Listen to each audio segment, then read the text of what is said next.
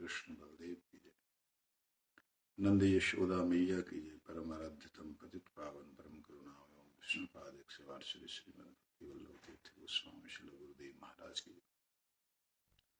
नित्य लीला विष्णु विष्णुपाद भक्ति दयित माधव गोस्वामी महाराज की भक्ति सिद्धांत सरस्वती गोस्वामी ठाकुर प्रभुपाद की जय। रूपानुग गुरु वर्ग वृंद की जय। अंश तत्वात्मल गौर हरि की तुलसी महारानी की भक्ति देवी की नरसिंह देव की जय।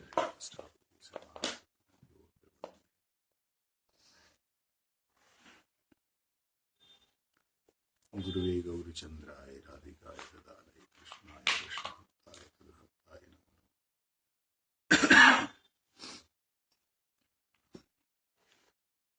वंशाकल्पतरुश्च कृपासिन्धुभ्यो च पतितानां पावनेभ्यो वैष्णवेभ्यो नमः। हमने कल श्रवण किया था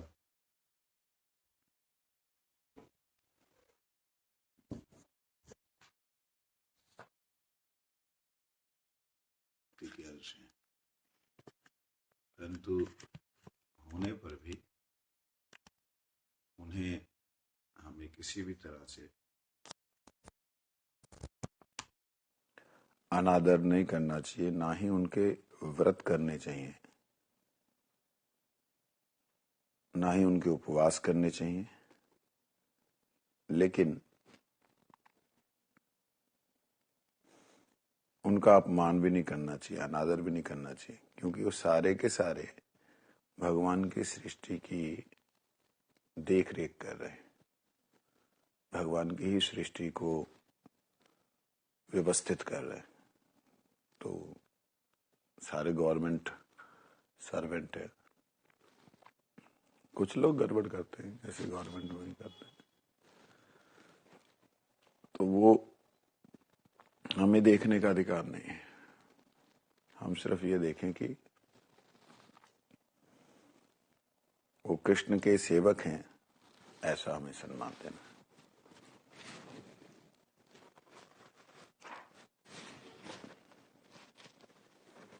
जीव का अंतःकरण जब तक निर्गुण नहीं हो जाता, तब तक वहां अनन्य भक्ति उदित नहीं होती।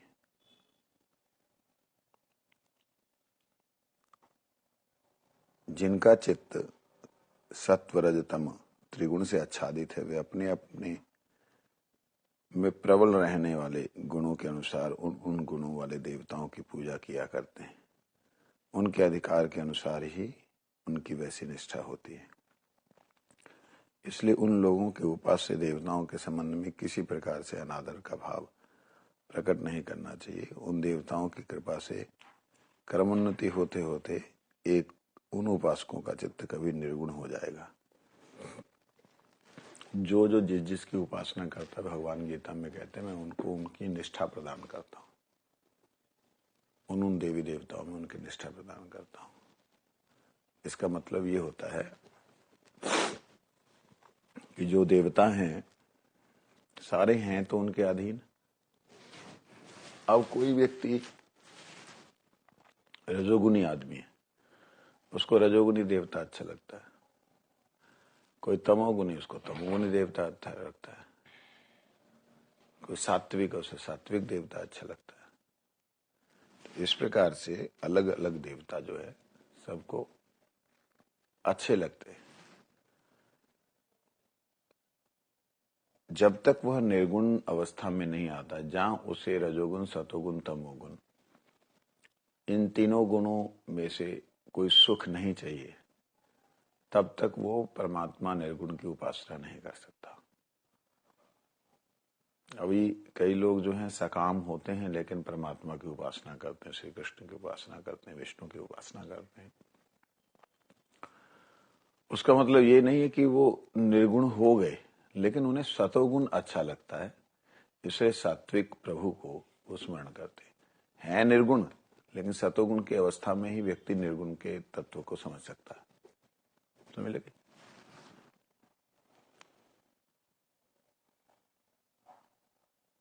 विजय कहते हैं प्राणी मात्र को उद्वेग नहीं देना चाहिए, इस संबंध में बतलाइए। बाबा जी कहते हैं प्राणी मात्र के प्रति दया का भाव रखते हैं। बाबा जी कहते हैं जो लोग प्राणी मात्र के प्रति दया का भाव रखते हैं, उन्हें किसी प्रकार से किसी प्रकार भी तन मन वचन से उद्वेग नहीं देते। उनके प्रति श्री कृष्ण शीघ्र ही संतुष्ट होते हैं। दया वैष्णवों का प्रधान धर्म है। दया वैष्णवों का प्रधान धर्म है। इसलिए जीवे दया कृष्ण नाम सर्वधर्म सार। जीवों पे दया करना, कृष्ण नाम करना सभी धर्मों का सार है।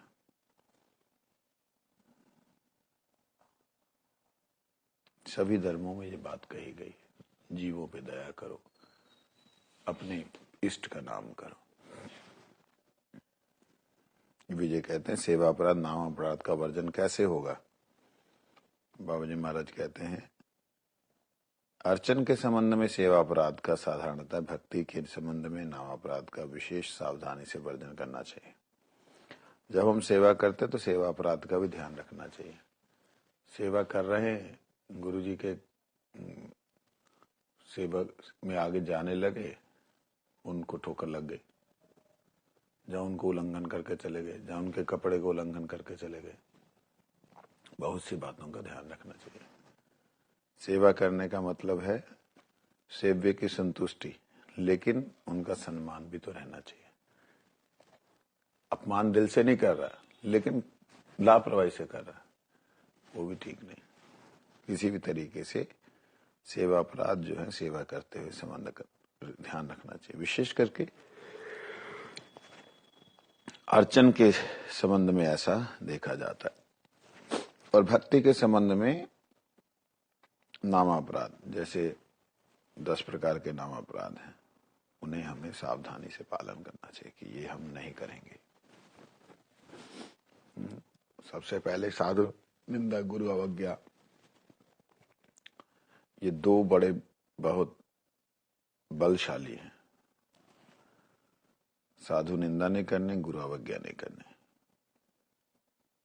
शिवादि देव वृंद को भगवान से अलग भगवान है ऐसा नहीं मानना, वो सब भगवान के अंतर्गत है, भगवान में एक ही। इस प्रकार से जैसे सवारी पर चढ़कर पादुका के साथ भगवान के मंदिर में प्रवेश आदि 32 प्रकार के सेवा अपराध हैं। साधु निंदा, गुरु अवज्ञा आदि 10 प्रकार के नाम अपराध हैं। इन दोनों अपराधों का अवश्य ही वर्जन करना चाहिए। विजय कहता भगवान और भक्ति की निंदा आदि सुनकर सहन ना करना। इस उपदेश के अनुसार क्या निंदा करने वाले से उसी समय झगड़ा करने की विधि भी है? बाबा जी कहते हैं जो लोग कृष्ण और वैष्णव की निंदा करते हैं वे कृष्ण विमुख हैं। ऐसे लोगों का संग सब प्रकार से छोड़ देना चाहिए, उनके संग में नहीं रहना चाहिए। प्रणाम करो, जाओ। इन पूर्वोक्त 20 अंगों के साथ दूसरे अंगों का क्या संबंध है? 20 अंग ऊपर बोले, नीचे 44 अंगों का क्या संबंध है? कहते पूर्वोक्त 20 अंगों के ही अंतर्भुक्त हैं, बाकी जो 44 हैं वो 20 अंगों के अंतर्भुक्त हैं। विस्तार से समझ जाने के लिए अलग अलग अंगों को रूप में दिखलाया गया, जो कैसे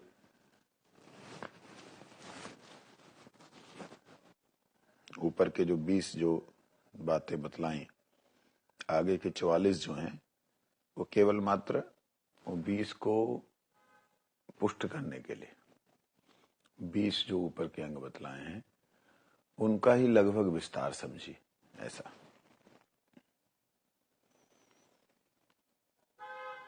जैसे है वैष्णव चिन्ह धारण करने से लेकर कृष्ण को प्रिय वस्तु समर्पण तक 30 अंग अर्चन मार्ग के अंतर्भुक्त हैं। अच्छा, और गले में त्रिकंठी तुलसी की माला, शरीर में 12 तिलक धारण करने का नाम वैष्णव चिन्ह धारण करना है। साधक वैष्णव चिन्हों को अवश्य धारण करेंगे। हरे कृष्ण आदि नाम, पंच तत्वों के नाम आदि चंदन के द्वारा अपने श्रेष्ठ अंगों पर धारण करने का नाम हरि नाम अक्षर धारण करें। जैसे हरे कृष्ण लिख करके भी धारण कर सकते हैं, अथवा पंच तत्वों के नाम श्री कृष्ण चैतन्य प्रभु आदि चंदन के द्वारा, नाम आदि चंदन के द्वारा अपने श्रेष्ठ अंगों पर धारण करने का नाम हरिनाम अक्षर धारण है।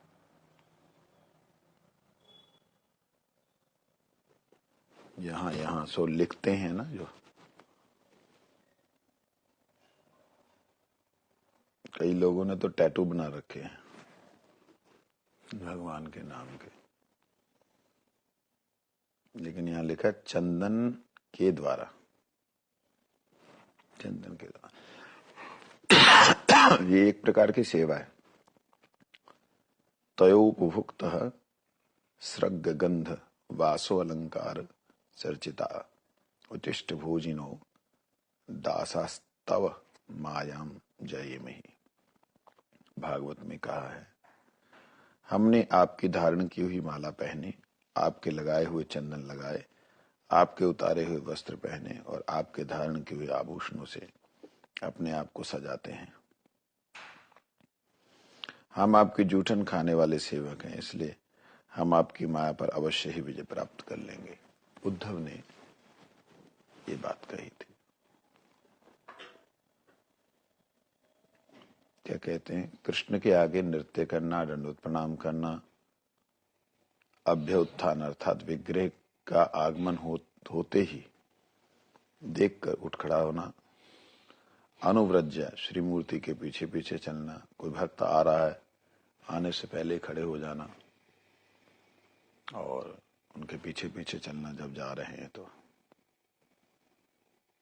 कृष्ण के मंदिर में जाना, परिक्रमा अर्थात मूर्ति को दाहिनी रखकर 3 बार प्रदक्षिणा करना। ये क्या है?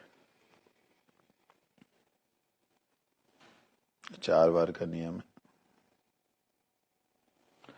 अर्चन अर्थात विभिन्न उपचारों द्वारा श्री मूर्ति का पूजा करना, कतिपय अंगों के पृथक व्याख्या की आवश्यकता नहीं है, इसलिए जो 44 अंग बतलाए उनकी कोई अलग से व्याख्या करने की जरूरत नहीं है, ऐसा बोल रहे हैं।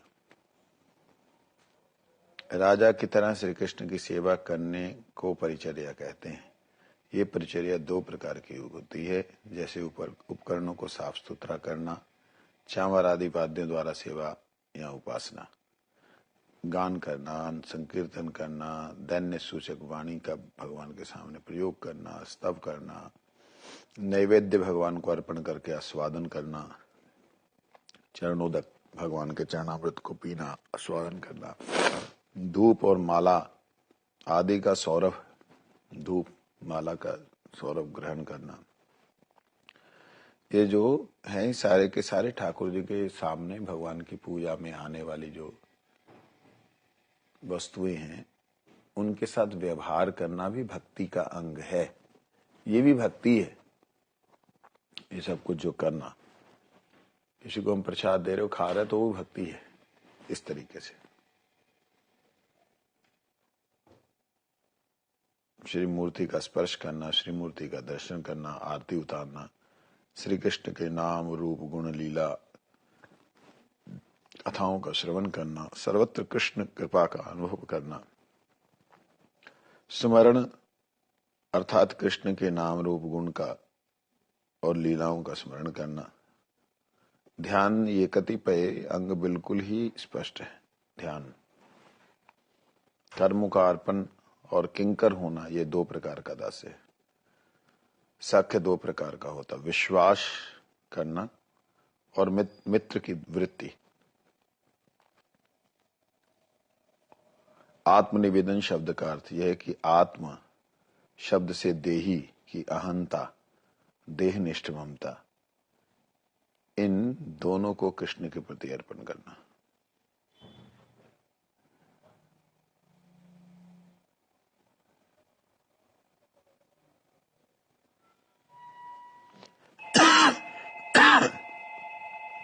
ये बात, मैं और मेरा बोल के कुछ भी है वो भगवान को समर्पित करना।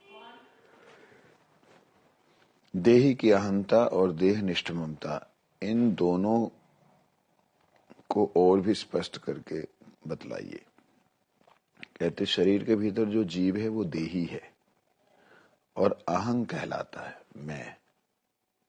उसे अवलंबन कर जो मैं की बुद्धि होती है उसी को देही निष्ठ अहंता कहते हैं। देह में जो मेरी की बुद्धि है उसे देहनिष्ठ ममता कहते हैं। इन मैं और मेरी दोनों को श्री कृष्ण के प्रति अर्पण करना चाहिए। मैं और मेरा इस बुद्धि को छोड़कर मैं कृष्ण का प्रसाद भोजन करने वाला दास हूं और ये शरीर कृष्ण की सेवा का एकमात्र, इस सेवा का ही उपयोगी एक यंत्र है। इस बुद्धि से शरीर यात्रा का निर्वाह करना ही आत्मनिवेदन। मतलब शरीर को भगवान की सेवा का यंत्र समझना है, ये सबसे बड़ी बात है।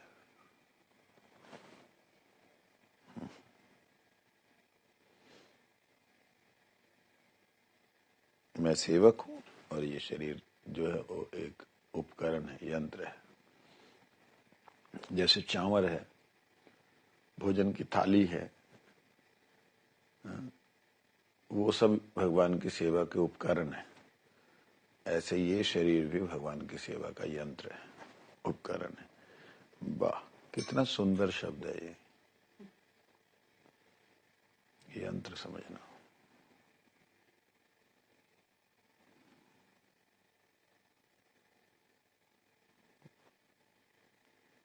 लेकिन ये भाव, ये शब्द अगर हमेशा याद रहे तो एक अलग ही दिव्य आनंद मिलता है। याद नहीं रहता, सुनने में अच्छा लग रहा है अपना ले। हाँ। लेकिन बड़ा सुंदर शब्द है कि उन कृष्ण की सेवा का उपयोगी एक यंत्र है शरीर। सुंदर शब्द। विजय कहता है प्रिय वस्तुओं को कृष्ण के प्रति कैसे अर्पण करना चाहिए। बाबा जी महाराज कहते हैं संसार में जो चीज अच्छी लगे उसे कृष्ण संबंधी करके ग्रहण करने से प्रिय वस्तुओं को कृष्ण के प्रति अर्पण करना। संसार में जो चीज अच्छी लगे का मतलब जो कृष्ण के अनुकूल भी हो, भक्ति के अनुकूल भी। हमें कुछ गंदी चीज अच्छी लगती खाने के लिए तो भगवान को नहीं अर्पण करनी।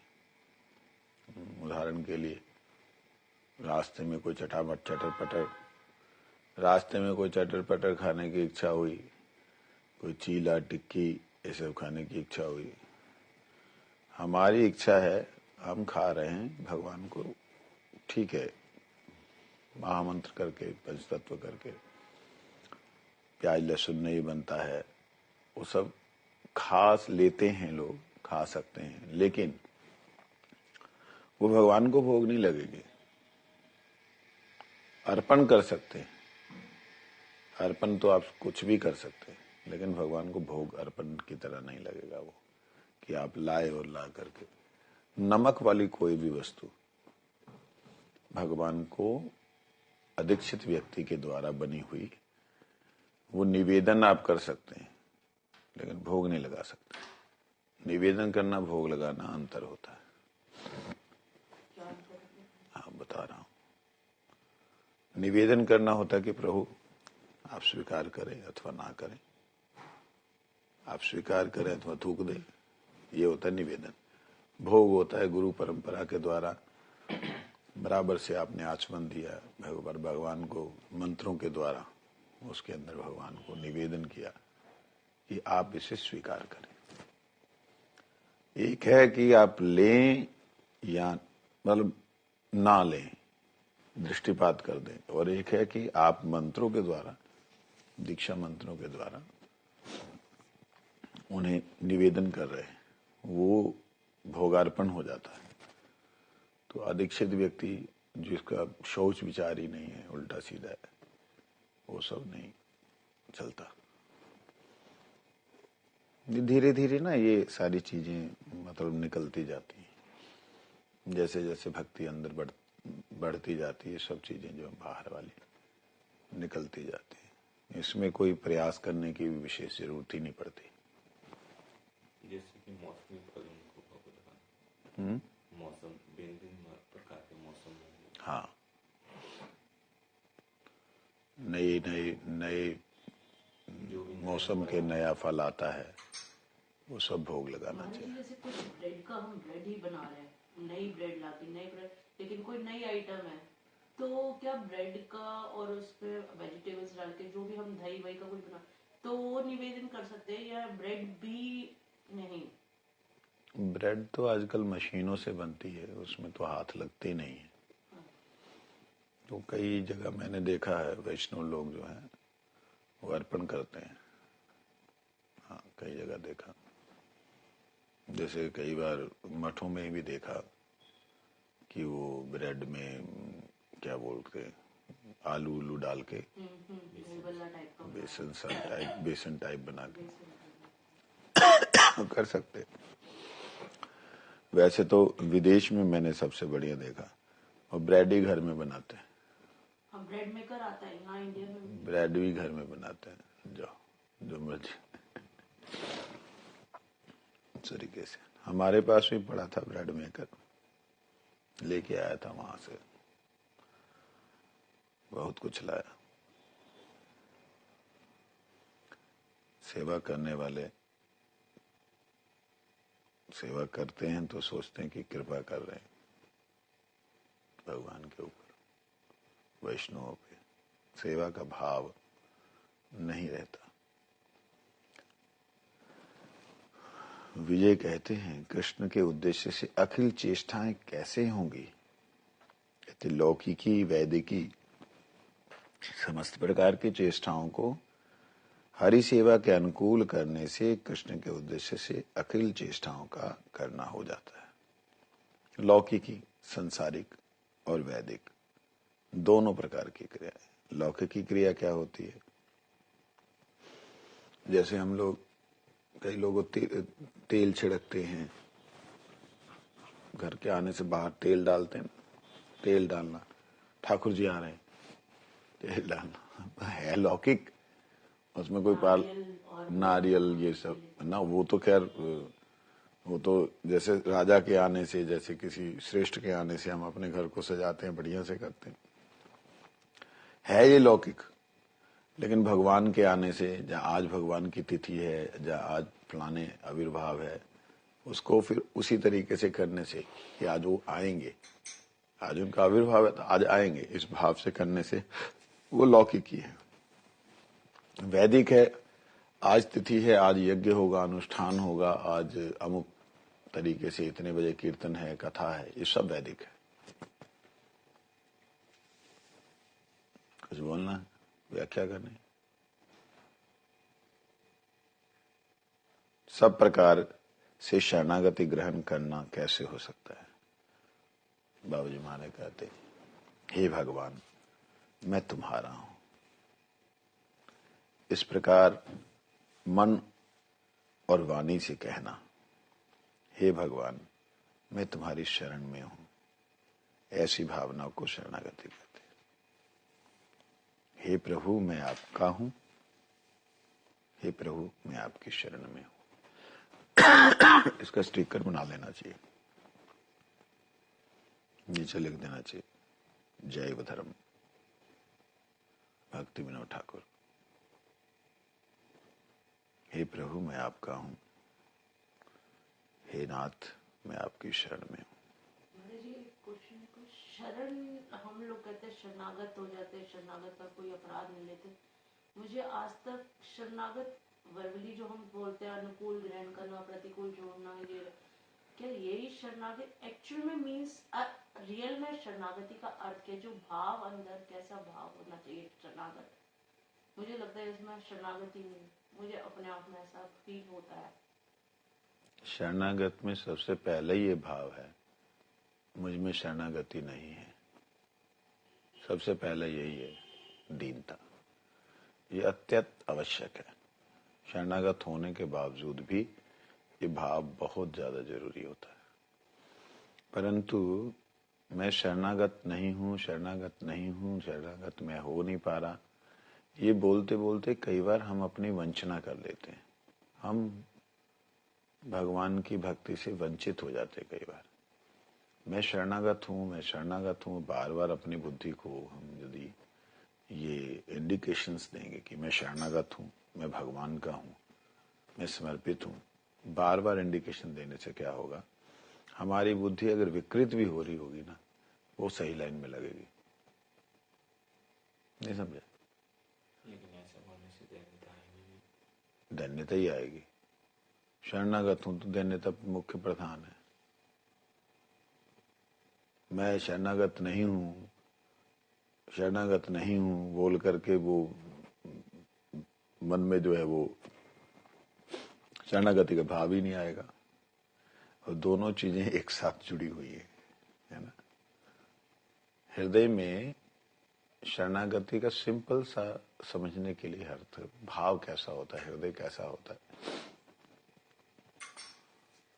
कहीं भी कोई भी अपवित्र घटना या कोई दुर्घटना घटती, सीधा ठाकुर जी का स्मरण होता है, गुरु जी का या भगवान का स्मरण होता है। ये मैंने एक अपने परम गुरु जी के शिष्य को देखा, तो वो जैसे चलते चलते फिसले ना, राधे, मुंह से राधे निकलता था उनके, एक के मुख से निकलता था गुरुदेव, कुछ भी मतलब अचानक से शौक, मुंह से गुरुदेव निकलता है, राधे निकलता है। तो नहीं होता। अभ्यास ही शरणागति है, अभ्यास ही शरणागति है। शरणागति का अभ्यास करने से ही वो हृदय में आता है, वाणी में आता है। अभ्यास ही नहीं करने के शरणागति का तो कैसे होगा। ये बहुत अच्छा है। जब ये सब आ जाए तो समझना होगा कि ये जीव शरणागत है। शरणागत की पराकाष्ठा तो राधा रानी भी सोचती हैं कि मैं भी शरणागत नहीं हूं।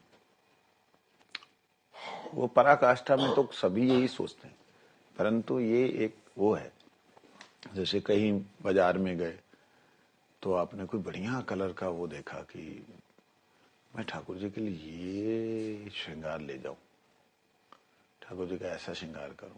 आप लोग के यहाँ तो श्रृंगार करने का वही नहीं है, नहीं तो जैसे पटचित्र है ना, इनका भी श्रृंगार बहुत अच्छा होता है, चित्रों का भी बहुत सुंदर श्रृंगार होता है।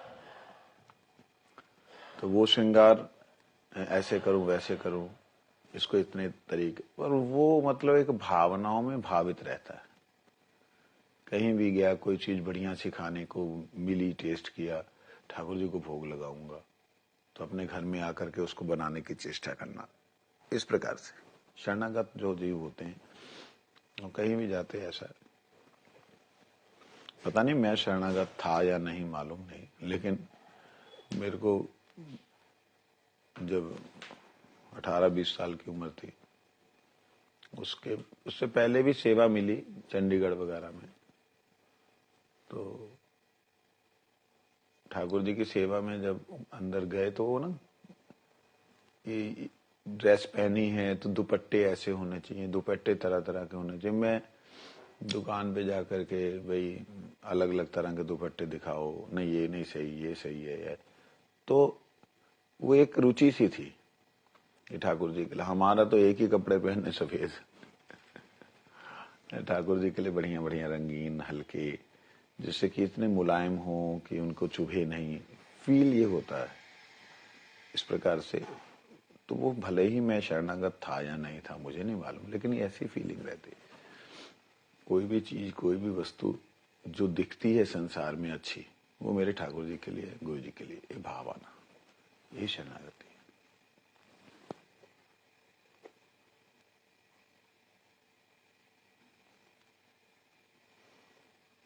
तुलसी की सेवा कैसे की जाए?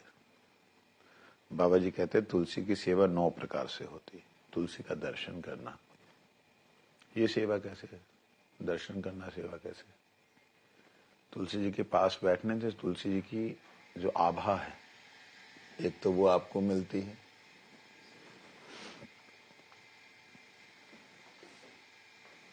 उसको समझाना पड़ेगा ये चीज।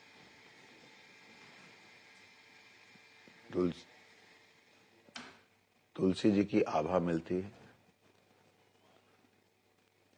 और तुलसी जी को भी अच्छा लगता है कोई बैठा है भजन कर रहा है। ज्यादा ही नजदीक मत बैठो, थोड़ा डिस्टेंस में बैठ के उनको सुनाओ।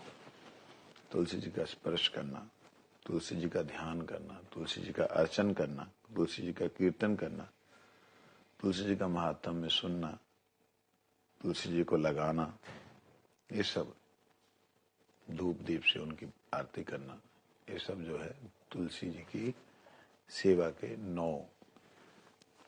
कहते शास्त्रों का सम्मान कैसे करना होता है। यहाँ पे अब क्लियर किया कि श्रीमद् भगवत भक्ति प्रतिपादक शास्त्र ही शास्त्र है। शास्त्र शब्द का अर्थ होता है शासन करके त्राण करे। त्राण मतलब परित्राण करे, उद्धार करे, निकाले। हमको कोई शासन करे तो हमें अच्छा नहीं लगता। शासन करे अच्छा नहीं लगता तो नहीं चलेगा। जो शासन करता है वो मेरे कल्याण के लिए करता है, लेकिन मैं जो कर रहा हूं उसमें ही शासन करना और किसी को दिखाई नहीं देता और किसी के काम को दिखते नहीं है, मेरे में ही शासन करना, मैं ही अकेला मरूंगा, ऐसा दुर्भाव नहीं लेना। शासन कर रहे हैं तो वो शास्त्र है। माता पिता शासन करते हैं और हमारे कल्याण के लिए करते हैं तो वो शास्त्र है। गुरुजन कर रहे हैं हमारे कल्याण के लिए कर रहे हैं, वो शास्त्र है। समझे नहीं? शास्त्र का मतलब केवल ग्रंथ ही नहीं होते। भगवान की भक्ति के उद्देश्य से कोई भी हमसे जबरदस्ती भी भगवान की सेवा में कार्य करवा ले, वो शास्त्र है। शासन वाणी के द्वारा त्राण जो करे वो सदशास्त्र होते हैं। समझे?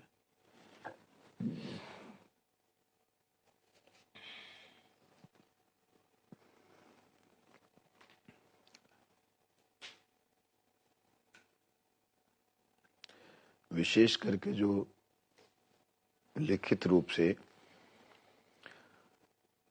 सर्व वेदांत सार स्वरूप इनके रस स्वरूप अमृत का स्वादन करने वाले को किसी भी दूसरे शास्त्र के प्रति रुचि नहीं होती। श्रीमद् भागवत ही सर्वश्रेष्ठ शास्त्र है, ऐसा कह रहे हैं। कृष्ण के जन्मस्थान मथुरा का महात्म्य क्या है।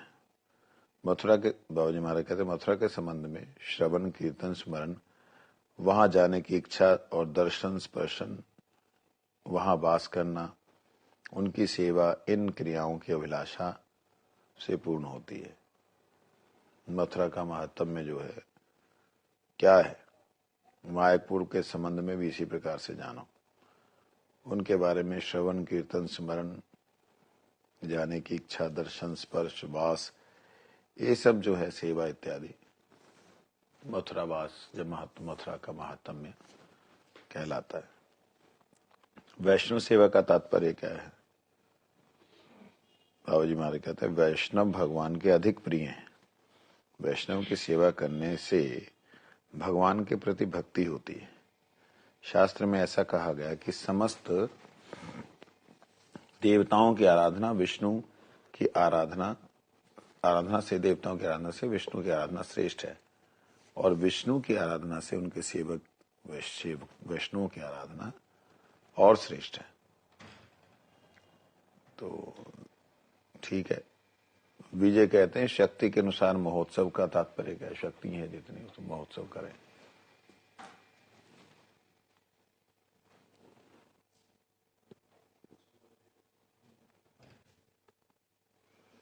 भगवान के मंदिर आदि में अपनी शक्ति अनुसार द्रव्य आदि संग्रह कर भगवत सेवा पूर्वक शुद्ध वैष्णवों की सेवा को महोत्सव कहते हैं।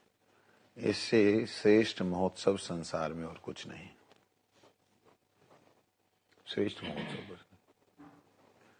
भगवान के मंदिर आदि में अपनी शक्ति अनुसार द्रव्य आदि संग्रह करके भगवत सेवा पूर्वक, भगवान की सेवा पूर्वक शुद्ध वैष्णवों की सेवा को महोत्सव कहते हैं। हरिनाम संकीर्तन गोलोकेर प्रेम धन हरिनाम संकीर्तन। गोलोकेर महोत्सव हरिनाम संकीर्तन। गोलोक का महोत्सव हरिनाम संकीर्तन, वो भी एक महोत्सव है, कीर्तन भी महोत्सव है। और ये द्रव्य इत्यादि के द्वारा भगवान को भोग लगा के वैष्णवों को यही महोत्सव श्रेष्ठ है। कार्तिक महीने का समादर कैसे हो? कहते कार्तिक मास का नाम ऊर्जा है। इस महीने में नियमित रूप से श्रवण कीर्तन आदि भक्ति के अंगों का पालन द्वारा श्री दामोदर की सेवा करने का नाम ऊर्जादर, ऊर्जा का आदर करना है। ऊर्जा, कार्तिक का नाम ऊर्जा।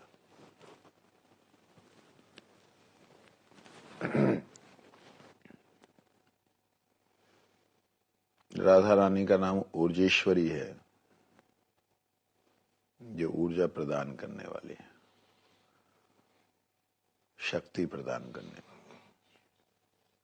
तो ये कार्तिक मास जो है शक्ति का व्रत है। जन्म के दिन यात्रा उत्सव पालन कैसे होता है?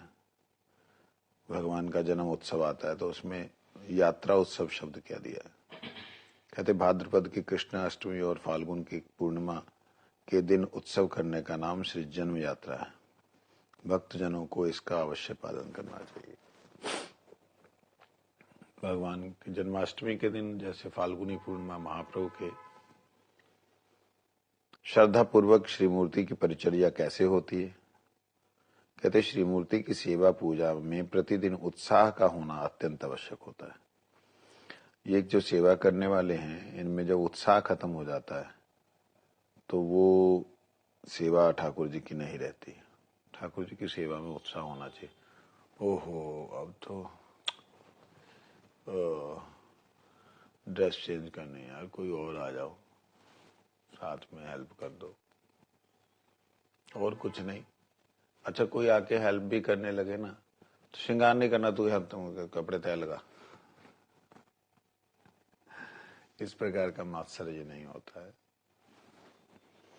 सेवा में आदर होना चाहिए, उत्साह होना चाहिए।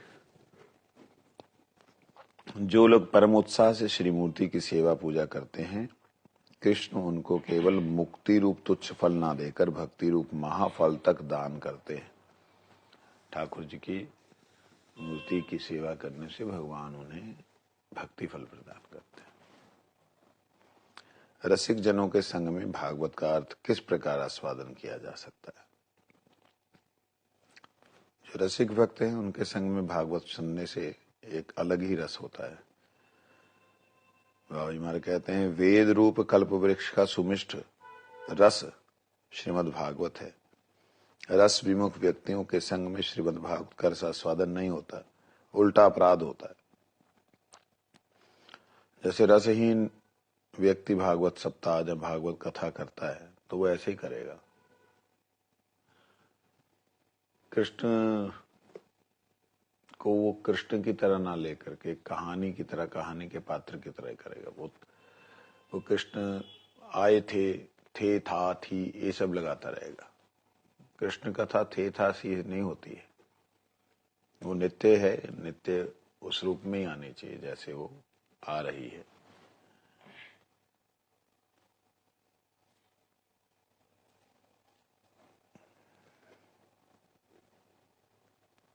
जो भागवत के रसज्ञ अर्थात शुद्ध भक्ति के अधिकारी हैं, कृष्ण के लीला रस के विवासु हैं, उनके संग में श्रीमद् भागवत के श्लोकों का रसास्वादन करना चाहिए।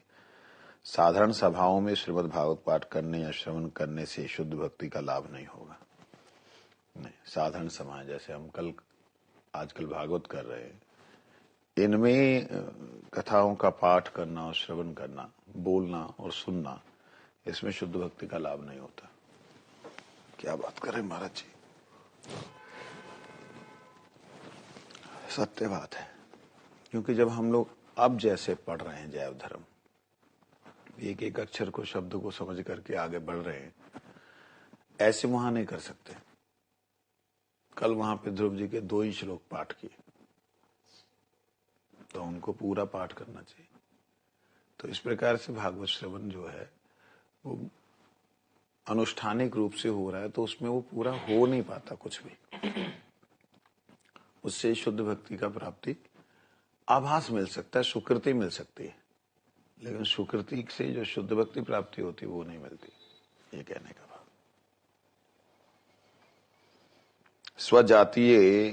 स्वजातीय आशय श्रीनिध भक्तों का संग किसे कहते हैं?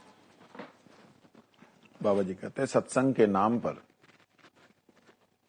अभक्त लोगों का संग करने से भक्ति की उन्नति नहीं होती। सत्संग में जा रहे अभक्त लोग मिलते हैं वहां पे। जो कराने वाले हैं वो भी इसलिए करा रहे हैं कि लोगों को पता लगे कि मैंने खाटू श्याम का जब प्रोग्राम करा दिया, मैंने साईं संध्या करा दी, साईं राम संध्या करा दी। वो जो कराने वाले हैं उनके अंदर भी ये भाव है कि अपने आप का प्रदर्शन करना। और कई लोगों का धंधा है, वो बुलाते हैं कि 1 लाख रुपया लिया और 10 लोगों से 1 लाख रुपया ले करके एक आदमी से फोटो खिंचवा देते हैं कलाकार की। जो गाने वाले हैं ना वो भक्त हैं, वो कथा वहां पे आकर के बोलने वाले ना उनको भक्ति से कुछ लेना है। नशेड़ी हैं, नशा करके चढ़ जाते हैं स्टेज पे, बढ़िया गा के चले जाते हैं, वाह वाह हो जाती। इस प्रकार से जो लोग हैं वो सत्संग के नाम पे अभक्त लोगों का संग नहीं करना, इससे भक्ति की उन्नति नहीं होती। श्री कृष्ण के अपराकृत लीलाओं में सेवा प्राप्त करना ही भक्तजनों के लिए अभिष्ट होता है। वास्तविकता में जो शुद्ध भक्त हैं वो कृष्ण की लीलाओं में प्रवेश चाहते हैं। जैसे हम कल चिंतन कर रहे थे, बड़ा सुंदर सा वो छाछ वाली बात का याद है? छाछ वाली बात का जो बताई थी छाछ के लिए कि उस एक ने गोपी ने तो नमक डाल दिया, फिर दूसरी ने कहा वो उसकी छाछ तो टेस्टी है। 3-4 इंग्रेडिएंट्स मैंने ऐड ऑन करते हैं। अच्छा, तो छाछ की कल बात की कि मैया जो है उसको माखन खिलाती है, छाछ जो है बांट देती है, जाओ। और छाछ गायों के जो भोजन में छाछ को मिला करके गायों को पिला देती है। कृष्ण को छाछ कभी ना मिली।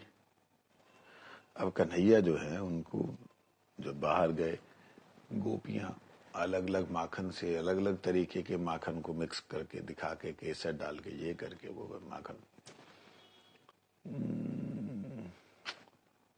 ठीक है खा रहे हैं, रुचि नहीं। एक ने कहा तेरे को क्या मालूम लाला,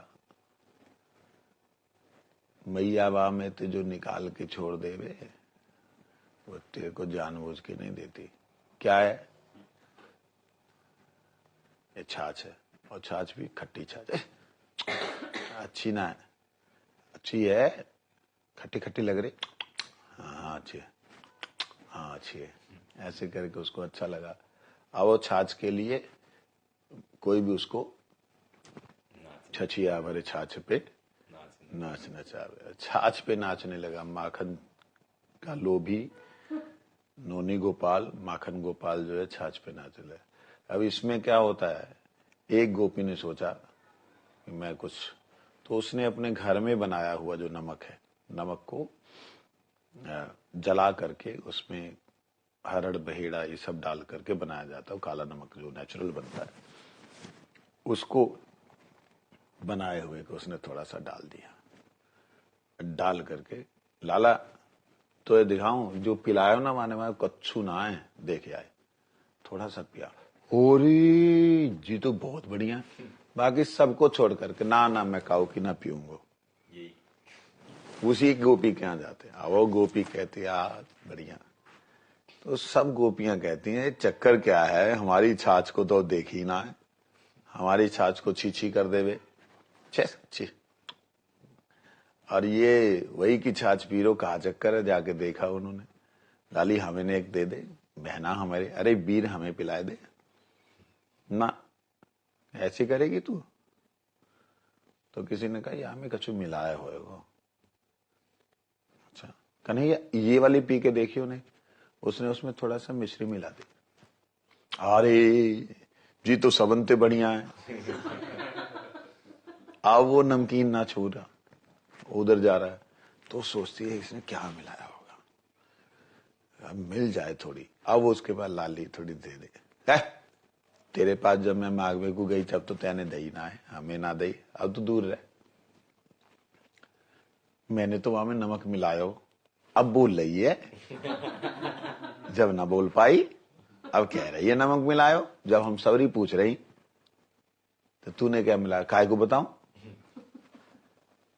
अब उसने सोचा नमक मैंने मिलाया था, इसने मिश्री मिलाई होगी। अच्छा एक काम करता हूं, मैं मिश्री और नमक दोनों को मिला के देती हूँ। वो इतनी इतनी एक एक चम्मच भर वो सबकी छाछ को चखता है, जिसकी अच्छी लगता है वहां नाच उठता है। तो सारे की सारी कोई उसमें धनिया पीस करके रस निकाल के कि धनिया दिख ना जाए, कोई उसमें से जीरे को पीस करके उसका रस निकाल के कि कहीं जीरा दिख ना जाए।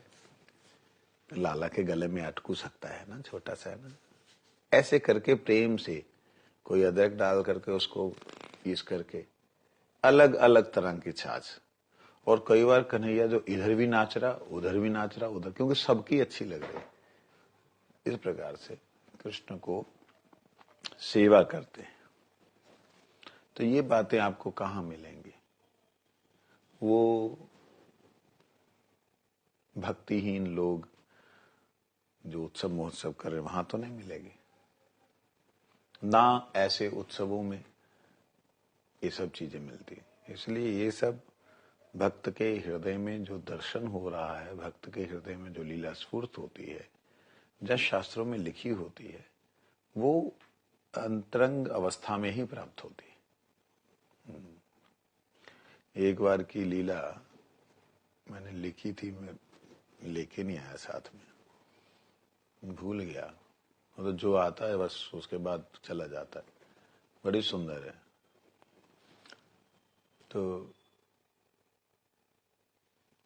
बिल्कुल छोटे हैं, अभी बोलना शुरू किया है, 2.5 साल की अवस्था होगी, 2-2.5 साल की अवस्था, अभी बोलना शुरू किया। तो एक गोपी ने, उसकी मैया मौसी, उसने ना उसको कहा, लाला तू तो बिल्कुल ऐसो है, अभी तू मेरे पास आयो, अभी तू चलो जाएगो फलाने के पास में, तू तो निहायती कपटी है। कपटी कपटी। मैया को आके उसने बोला, मैया तू निहायती कपटी है। अरे तो कौन ने कही ऐसे? मौसी ने कही। मौसी ने कही, एरी बुला फलाने को बुला, तैने मोदे मोते कपटी कही। अरे नहीं, मैंने याते कही, जी कपटी दिख रहा तुम्हें, नन्नो सो बालक, नैनो सो छोटो सो, जी कपटी दिख रहा तो है। अरे ऐसे ही कह दे।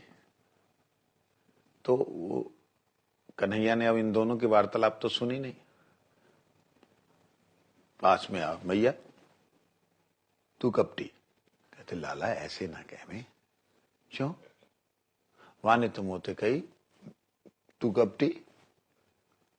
लाला जी कपटी अच्छो शब्द ना है, हैं? अच्छो ना, या को मतलब का है? या को मतलब जी है भीतर कछु भाव रख के बाहर ते कछु और बोलनो। ओ भीतर कछु भाव रख के बाहर ते कछु और बोलनो को मतलब, वो मोते कह रही, वो मोते कह रही मैं माखन मिश्री बढ़िया से बनाई है, वो दूंगी, मो दियो ना है। मोते कह रही तू नाच। ओ वाके भीतर कछु और भाव, मोए नचानो चाह रही, बू कपटी। ऐसे करके कन्हैया बच्चा है, अब गयो मौसी के पास, मौसी तू कपटी। कहते ऐसे ऐसे बोले का, तू कपटी। अब आए कपटी कपटी, दे सारी गोपी उसी मौसी को बोलते तू कपटी है, तू कपटी है, तू कपटी। इस प्रकार की लीला, और ये अद्भुत लीला है, क्या बोलेंगे।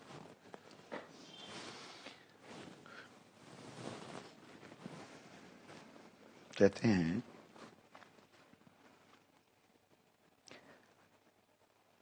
वैसे भक्तों में, कैसे, जो हमें भगवान की सेवा प्रदान कर दें, या भगवान की सेवा अभिष्ट है, ऐसी अभिलाषा वाले जो भक्त हैं, ऐसे भक्तों में अपने से श्रेष्ठ भक्तों का संग करने से भक्ति में उन्नति होती है।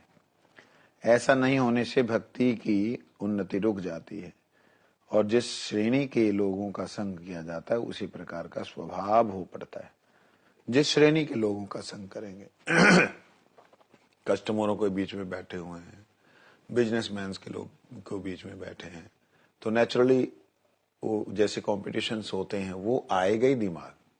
कोई उपाय मतलब उसका कोई और है ही नहीं। आप हमारे साथ बैठे हुए हैं, हमारे साथ वार्तालाप करें, आपके मन में वो ऐसा आएगा कि हम भी इस प्रकार से करें, है ना। तो ये स्वाभाविक है। यत्स्य यत् संगति पुंसो मणिवत सयात तद्गुना स्वकुल धर्मेय ततो धीमान स्वयूथान्येव संशयेत। जैसे मणि को जिस रंग की वस्तु के साथ रखा जाए,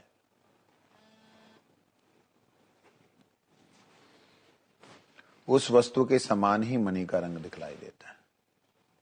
मणि दर्पण जैसे समझ लो, दर्पण को जिस रंग के पास में रखेंगे दर्पण उसी तरीके का वो रिफ्लेक्ट करता है।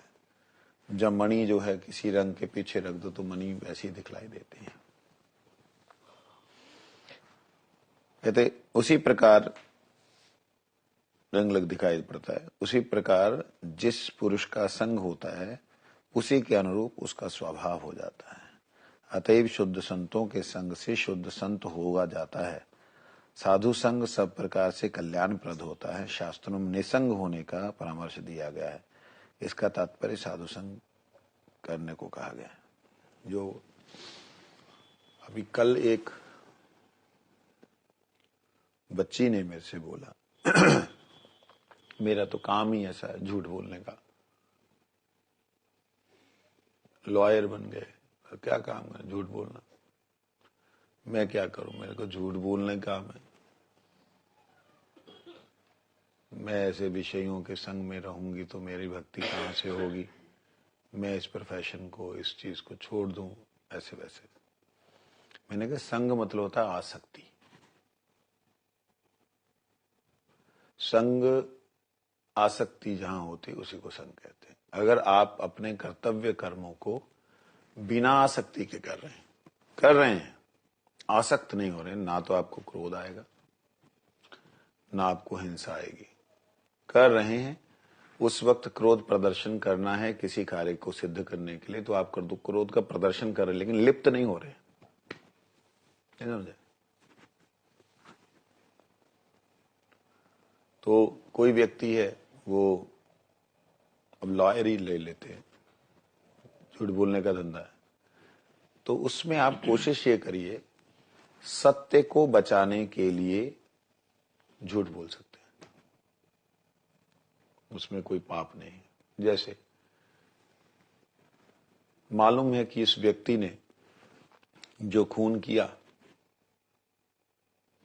वो खून अपने बहन की, माता की अथवा किसी की अस्मिता की रक्षा करने के लिए किया, मालूम है, लेकिन सामने वाला जो पक्ष है बहुत मजबूत है।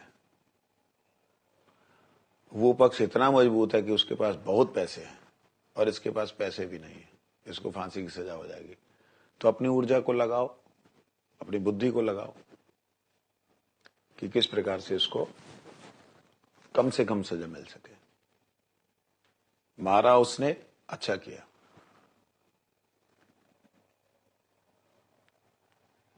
जो ऐसे दुष्ट लोग होते हैं, यहाँ पे भी जो एक दिल्ली में बहुत भयंकर केस हुआ था, मैं नाम भूल गया, निर्भया ना क्या, हे भगवान, ऐसा तो कभी सुना भी नहीं। इस प्रकार से दरिंदे लोग, इन लोगों को तो सजा बड़ी हल्की सी मिली।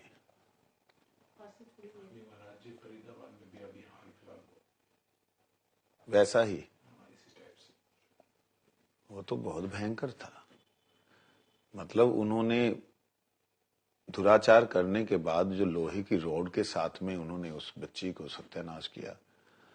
मेरे हिसाब से, मैं अगर जज हूं, आज मैं लाइव बोल रहा हूं, मैं उनको इतनी जल्दी आसान मौत ना दूं, बड़े आराम से उनको उठा करके बालों से पकड़ के पूरे एक एसिड के डब्बे में घुसा के बाहर निकाल दूं, पूरे शरीर में फफोले पड़ जाएं और जलें और तड़फें, और लोगों को दिखाऊं लाइव ऐसे सजा देनी है। और उसके बाद में फफोले पूरे फूल जाएं, और जब 48 घंटे और जब 60 घंटे बाद उनका शरीर थोड़ा सा पानी जो उसका ऑब्जर्व कर ले और थोड़ी शांति मिले तो फोड़ दें सारे को। दरिंदगी किसे कहते तो वो हम दिखाएं, इस प्रकार से होना चाहिए। ऐसा क्या फांसी दे दी, छुट्टी कर दी, और फांसी भी तो कई साल तक अटकी रही। हाँ कई साल तक अटकी रही। बताओ, दामाद की जरा सेवा होती है। हाँ, ना दामाद की तरह सेवा नहीं होती, इन लोगों की नहीं होती, इन लोगों की नहीं होती। तो इसलिए ये बात मतलब समझने वाली है। ऐसे लोग जो हैवान लोग हैं, राक्षस लोग हैं, इनको आसान मृत्यु नहीं देनी चाहिए। आतंकवादी छोटे छोटे बच्चों को भी नहीं देख पा रहे, स्कूल में जाकर के मार डाल रहे हैं। हैरान हूं मैं, गर्दनें काट करके फुटबॉल खेल रहे हैं। ऐसे लोग हैं ये लोग, हैं? इन लोगों को ऐसे आसान मौत नहीं होनी चाहिए।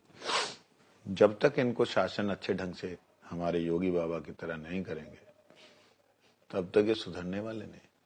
योगी बाबा ने तो सीधा आदेश दिया, ऐसे जो लोग हैं उनको हमारे राज्य में रहने का अधिकार नहीं, उनको अभी हम कह रहे हैं यहां से चले जाएं, नहीं जाते हैं तो फिर ऊपर जाने की तैयारी कर लें। सीधा संत आदमी है, क्या लेना देना उसने। और हुआ ऐसे ही, पता नहीं 1500 गैंगस्टर्स को उसने वो 2-3 साल के अंदर खत्म कर दिया। जाओ ऊपर जाओ बेटा, दोबारा इस राज्य में मत आना, कहीं और ही जाना। तो ये मतलब हंसी की बात नहीं, एक विचार की बात है। अगर कहीं भगवान होते, जब भगवान रहते, वो जो कार्य करते वो कार्य संत लोग कर रहे हैं। उन्होंने क्या किया, दुर्योधन के संग में खड़े हो, भीष्म पितामह तुम्हारा धर्म ये है, गीता तो उनको सुना सकते थे ना कि सर्वधर्मान परित्यज्य माम एकम शरणम ब्रज बोल सकते थे। अरे परम भक्त हैं वो, भीष्म पितामह कोई साधारण भक्त थोड़ी हैं, परम भक्त हैं, महाजन है। उनका पंथ जो है बोला कि उनके रास्ते पे चलने के लिए आदेश दिया। दुर्योधन की गुरु के रूप में बलराम जी हैं, बलराम को नहीं बोल सकते थे तुम काय को उसको गदा सिखा रहे हो। भगवान ने देखा जो उनके पक्ष में होगा उसको खत्म कर दो। बलराम ने कहा भैया आओ, हम भगवान के विपरीत तो खड़े नहीं हो सकते, तुम्हारे संग में नहीं रहेंगे, हम जंगल में जा रहे हैं। काय को जा रहे हो भैया, आप हमारे गुरु हो। कहते बाकी गुरुओं को लेना ले ले, मैं नहीं रहता, मैं तुम्हारा युद्ध नहीं देख सकता। बलराम जी अंतर्यामी, पता है इसको मार मार के, गदा मार मार के फोड़ देंगे इसको। तो गुरु द्रोणाचार्य, कृपाचार्य, ये लोग पापी नहीं थे, अधर्मी नहीं थे। तुम्हारे शल्य इत्यादि बड़े बड़े योद्धा जो थे वो अच्छे महात्मा थे, विशेष करके भीष्म पितामह। भगवान ने कहा ये लोग उसका बल बने हुए हैं, पहले इनको हटाओ। कर्ण कोई साधारण व्यक्ति था, कर्ण जैसा दानवीर व्यक्ति मिलना ही मुश्किल है। सत्य के लिए अपने आप को उत्सर्ग कर देने वाला मिलना ही दुर्लभ है। खत्म करो इसको, हटा यहां से। ये जोगी बाबा, कृष्ण का नाम योगेश्वर है। ये जो गंदगी है उसको हटाना जरूरी है। ऐसा देखिए, एक बात समझने वाली है, कई बार किसी से कोई दोष हो जाता है, वो क्षमा प्रार्थना करके आगे सुधर जाता है, तो कोई बात नहीं, उसको क्षमा करने के लिए 1000 बार क्षमा करने के लिए तैयार रहना चाहिए। लेकिन किसी की प्रवृत्ति ही कुप्रवृत्ति है और नजर आ रहा है कि ये सुधरने वाला बिल्कुल नहीं है, उसके ऊपर शासन होना ही चाहिए। जो कुछ गलत करके, सुदुराचारी हो करके,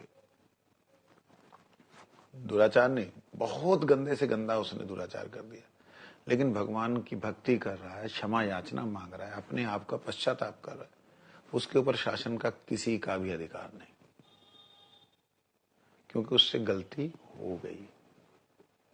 और ऐसे व्यक्ति का हृदय भगवान के प्रति समर्पित है, ये तो नजर आ जाता है जो, तो उसके ऊपर शासन का किसी का अधिकार नहीं, कोई शासन नहीं कर सकता। भगवान ने स्वयं बोला, साधुरीव स मंतव्य, मेरा मंतव्य उसको साधु मानो, क्योंकि उसने सद्मार्ग को ग्रहण किया हुआ है। साधु का मतलब लाल कपड़े, पीले कपड़े, सफेद कपड़े नहीं, साधु मतलब अच्छा सज्जन व्यक्ति। गलती हो गई है और स्वीकार की है उसने, पब्लिकली स्वीकार किया और अपने आप पे शासन किया। जो व्यक्ति पब्लिकली स्वीकार नहीं करता वो अंदर से चोर होता है। वो अपने सम्मान की रक्षा करते हुए सोचता है कि मैं धर्म की रक्षा कर रहा हूं, नहीं, अपने आप को भगवान के सामने प्रस्तुत करे, अपने आप को समाज के सामने प्रस्तुत करे, जो सजा मिले उसे स्वीकार करे। तो ये एक मार्ग है समझने वाले। हम उन संतों का संग करें जो संत वास्तविकता में भगवान के निजजन हैं। कहते उनको छोड़ करके बाकी जो हम करते हैं उससे निसंग होना चाहिए। वंशा कल्पतरुष्कृपा सिंधु पतितानां